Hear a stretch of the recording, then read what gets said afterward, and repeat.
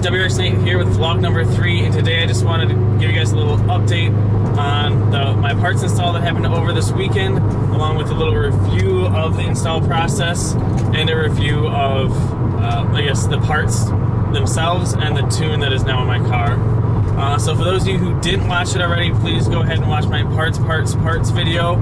That will kind of give you guys an update of what I had planned this weekend. And for those of you who did watch it, I guess the update is that the only parts that I didn't have time to install this weekend was the B-trush, the propeller shaft mount bushings, the rear differential bushing kit, and the rear, I think, positive traction bushing kit. Both those last two from White Line. Just kind of ran out of time this weekend, guys, and given that they're all in the lower back, the back end of my car, I figured I'll just do those another weekend, hopefully soon. And I know I said I was going to give you guys some install videos, and that was my plan.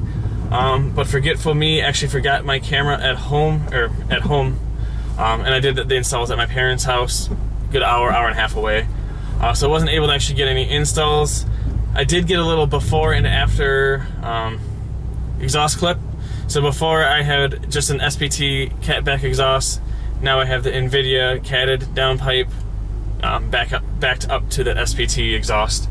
So I'll throw those exhaust clips on hopefully at the end of this video. But as far as the install goes, guys, it was pretty straightforward and pretty easy. After me and my dad got started and put the car up on 4 jack stands, we proceeded to remove pretty much all of the transmission supports to do that gearbox bushings. After that, we went to task on taking out the downpipe. Pretty straightforward, pretty self-explanatory. We did run into some major issues. The bolts from my turbo to my downpipe did not want to come off at all. I know from watching Blake's Garage's his video on when he did it, he said his were pretty easy to do. Mine, on the other hand, were rusted, or not rusted, but I guess weathered on very much so. I used plenty of PB Blaster, got most of them off, but the last one I actually broke off the nut. So part of the bolt broke off while still in the nut. So that was my first oh crap moment, I guess you'd say. So after I did that, then my dad was underneath the car doing the 2 spring-loaded bolts that connect the stock downpipe to the SPT exhaust, and he actually broke off one of the spring-loaded bolts. So that was his oh crap moment, just happened to be within probably a good half an hour of each other.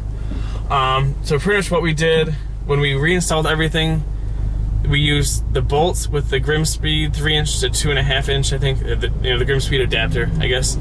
It came with bolts, so we used that to connect the NVIDIA downpipe to the SPT exhaust, which worked fine. And then there was 2 bolts that came with the NVIDIA downpipe. We used those to connect to the downpipe to the turbo. I am not 100% sure that's what those bolts were supposed to be used for. I actually got an email out to Rally Sport Direct right now to see if that's the case, see if they're, to see if they think that it's safe that should be used there. But kind of what we did, and I mean, we installed it on Saturday night, or Saturday. It's now Thursday. I mean, my access port I'm monitoring right now, I haven't had any really knock or anything like that to speak of. Just some -1.4s, which is no real worries. No, I have not had any fine knock learn at all, so that's a great sign. But as far as the install process, guys, I mean, we probably started around 9-10 o'clock and stopped at 6 p.m. Now, granted, we did take a lunch in the middle of that. The biggest hassle was the downpipe. So my suggestions to other people, if you're gonna do it, well, hey, first of all, do it. It's great. But make sure you use plenty of PB Blaster ahead of time. Just kind of be prepared. Some of those nuts, depending on how old your car is, will probably take a little bit of effort and some patience to get off. Do not try to force things like I did with that very last bolt. But as far as the other bushings, pretty straightforward, pretty easy. I mean, the hardest part, I think, was remembering where all of the transmission bracing, how that all goes back together. I mean, taking it off was no problem at all. I do have a Craftsman rechargeable, like the impact wrench, the 3/8. That thing, let me tell you guys, was amazing and helpful with those. With taking those off and with taking the heat shield off. I mean, that thing had a lot more power than both I think me and my dad thought it was going to have. So if you don't have something like that, I do highly suggest getting one. I mean, it probably saved, you know, without using an impact wrench, probably saved a good 20 minutes, I'd say, in, you know, the tear down and the put back. But as far as the install goes, I mean, I'm somewhat newish to installing stuff myself. My dad is a little bit more versed, but he is more of a Chevy guy. He is a Chevy guy. So we were joking that my WRX is probably the first import that he's ever, you know, had in his garage working on.